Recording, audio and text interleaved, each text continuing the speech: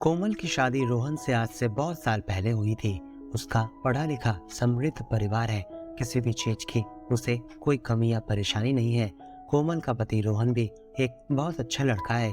उन दोनों के प्यारे प्यारे दो बच्चे हैं। घर में मम्मी पापा दादा दादी हैं जो दोनों बच्चों को बहुत प्यार करते हैं।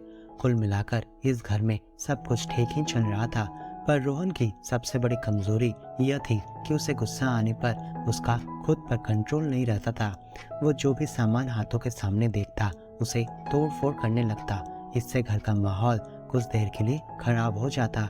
यह सब देखकर कोमल और बच्चे काफी सहम जाते थे। जब रोहन गुस्से में होता तब बच्चे जाकर अपनी दादी माँ से लिपट जाते। फिर कुछ देर बाद वो सामान्य हो जाता।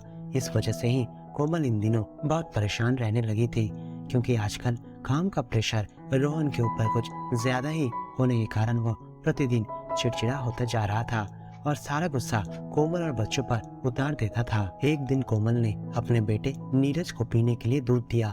वो दूध पीना नहीं चाह रहा था और इसी कारण कोमल उसे बार बार दूध पीने के लिए बोल रही थी। तभी नीरज गुस्से में आकर दूध से भरा हुआ गिलास को मेज पर पटक दिया। शीशे का गिलास था, चूर चूर हो गया। रोहन यह सब कुछ देख रहा था। वो समझ नहीं पा रहा था कि इतने छोटे से बच्चे को इतना गुस्सा कैसे आ रहा है। वो अपने बेटे नीरज को समझाते हुए बोला, बेटा ये गुस्से में सामान तोड़ना अच्छी बात नहीं है। नीरज ने भी पलटकर पापा को जवाब दिया, पापा आप भी तो गुस्से में सामान तोड़ दिया करते हैं। यह सुनकर वहीं पास बैठी दादी ने कहा, नीरज ये क्या कोई तरीका है तुम्हारे पापा से बात करने का। अब नीरज कहने लगा, दादी आप ही तो कहती हो कि पापा अभी बहुत गुस्से में हैं, उनको अभी कुछ मत बोलो। तो मैं भी अभी बहुत ही गुस्से में हूँ, मुझसे भी आप लोग कुछ मत बोलो।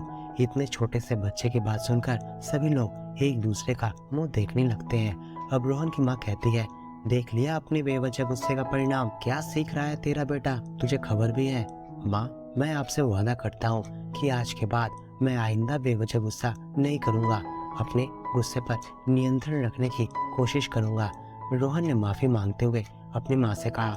बच्चे परिवार के माहौल को जैसा देखते हैं उसी का अनुकरण करने लगते हैं। बच्चे सब कुछ हमारे व्यवहार को देखकर ही सीखते हैं, इसलिए बड़ों का भी यह फर्ज बनता है कि वो घर के माहौल को सही बनाए रखें, ताकि आपके बच्चे आपके व्यवहार को देखकर मन में कोई प्रतिकूल भावना न लाएं।